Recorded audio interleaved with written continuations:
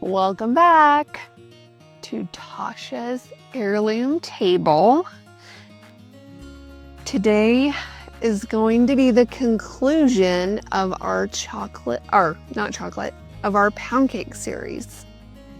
And we are ending with a chocolate pound cake. Now, this channel is about going through my grandmother's recipe box and baking or cooking, because there are a few savory recipes in there, every recipe in that box, so we can decide if it's a keeper or if it's just one we're going to file in the back just because it has her handwriting and we want to keep it for that reason, but maybe not necessarily keep it in the, the fold. So this is chocolate pound cake. This recipe is very similar to the chocolate pound cake we made in video 2. So you can go back and watch that one. But if you don't want to, just watch this one and I will tell you the difference. So let's get started. I will show you an up close of this when we're putting this in the oven. So I'll have a little bit of a closer up look. And the first 2 ingredients are half a pound of butter and half a cup of Crisco. Now the other chocolate one we made had just butter in it. Everything else is the same. So I'm interested to see how this does. And I actually didn't have just butter, I had just oleo, and I used butter. I always use butter in lieu of oleo. So I'm interested to see if that changes the texture of this a little bit. We'll see. So half a pound of butter, which is 2 sticks, and half a cup of Crisco, which is 96 grams if you'd rather weigh it instead of cook it. And I thought I did so good at remembering everything, but I forgot the paddle to this. So I'll be right back. Okay, now we're ready.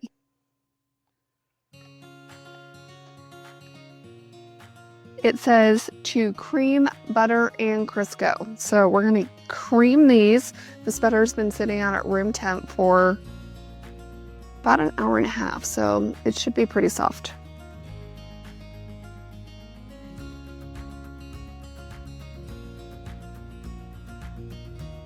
All right, this looks nice and creamed together. It's very light in color.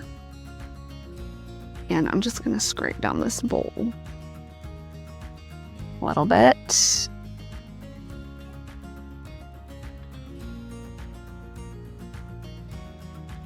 So I pulled out my other recipe for the other chocolate, and it says in the ingredients oleo, but then in the instructions it says cream butter till creamy.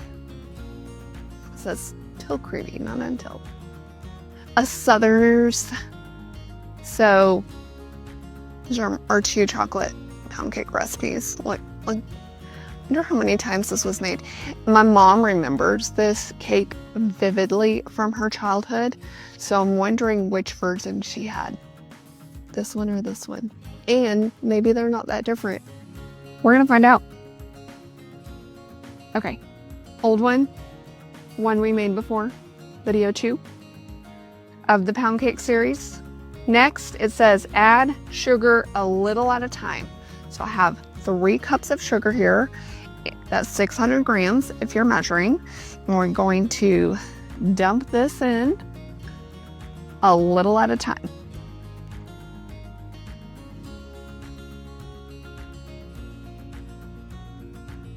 That is so creamy and fluffy. I probably said this in the previous time we made a chocolate pound cake. I do not understand the reason for adding sugar gradually. This whole step is odd to me because normally you would cream the butter and sugar as your first step. Anyway, this is how they did it for this recipe. So next, it says to add eggs 1 at a time, and we're adding 5 eggs, and I've had these sitting out, so they're at room temp.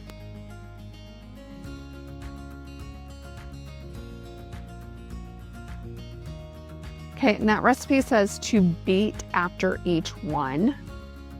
So if you're ever wanting the recipe to any of these things we baked on here, it is in the description of this video. And if you're watching this on a television, I'm not sure how that works to see the description, but I do know if you're on a phone or an iPad, you should be able to read the description. And I always put the recipe in there so that you can make these things if you want to. There's a few that you may just go, you know, I don't need to make that. And I understand. There are a few that I will not make again. I'll just tell you what they are. The caramel squares, those were very much in the beginning of this video. That recipe had no instructions on it at all. And also Hazel's pound cake. That was, I believe, the 3rd pound cake we made, and it was a disaster for a myriad of reasons, but it was just a disaster. Not trying to do ads here. Okay. Next, it says to sift flour, which I've already done, and sift it with the baking powder, salt, and cocoa. And I'm just guessing because some of those instructions were on the corner of that card back here, but I don't see where it says to add cocoa other than that. So I sifted all of them together. I actually had to do it in 2 bowls because the bowl I started in was too small for all of it. So we will add those. And it says to add alternating with this cup of milk. It says sweet milk, but that just means regular milk or not buttermilk, because buttermilk is used in a lot of these older recipes, which I'm a big fan of using buttermilk in cakes. I think it's delicious, not on its own. Some people drink it on its own. My grandma did, Mimo. She'd pour herself a big old glass of buttermilk and, you know, have it, which was interesting to me. I smell it and I don't think I could drink it by itself, but maybe one day I'll give it a whirl. We'll see.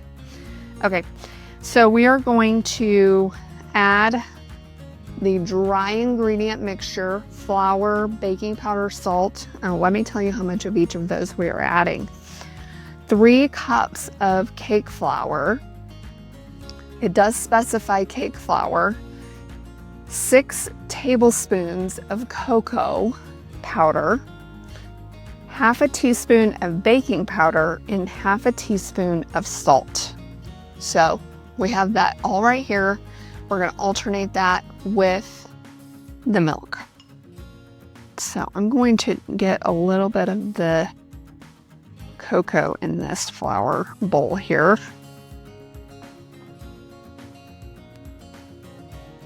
We will start adding this, and this is where I usually make the largest mess. Although I've already done that because half of an egg yolk just jumped out when I was doing that. So, say lovey. Don't know where to put my spatula. Okay, let's get these added.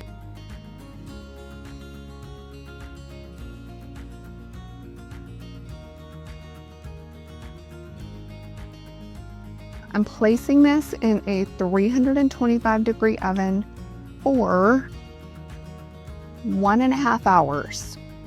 I'm actually going to set the timer for 1 hour and 15 minutes and check it then, because you don't want to overbake it. Of course, I'll start checking it when it starts being very fragrant. But let me give you a close-up of this recipe card. That is Mimo's handwriting. The other chocolate pound cake recipe is written in my great-grandmother's handwriting, which was her mother-in-law.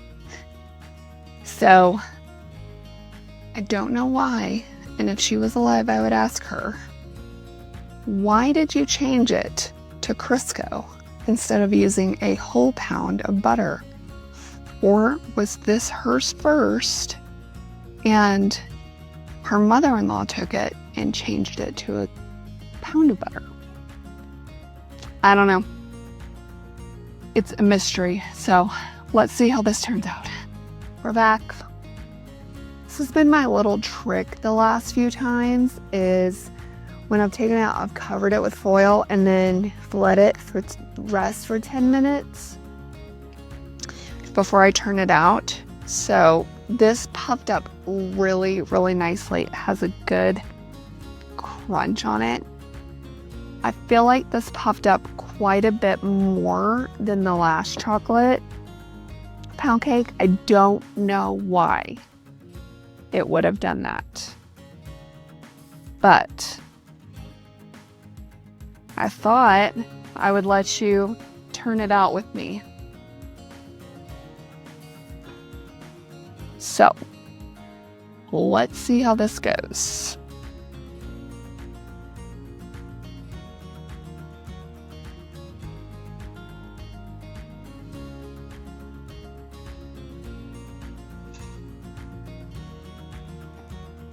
Got a little floury there. I think I went a little heavy-handed, but look at that.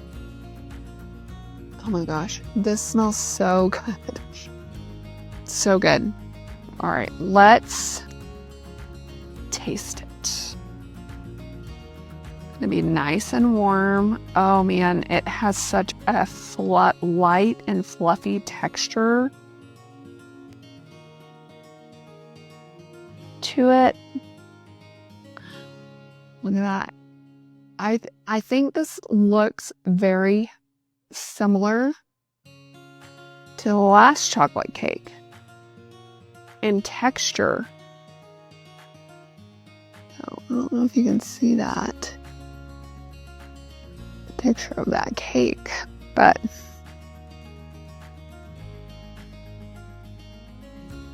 yum. This part, that would be the top turned over, it has such a yummy crunch to it, like the edge of a brownie almost. Okay, let's give this a taste test.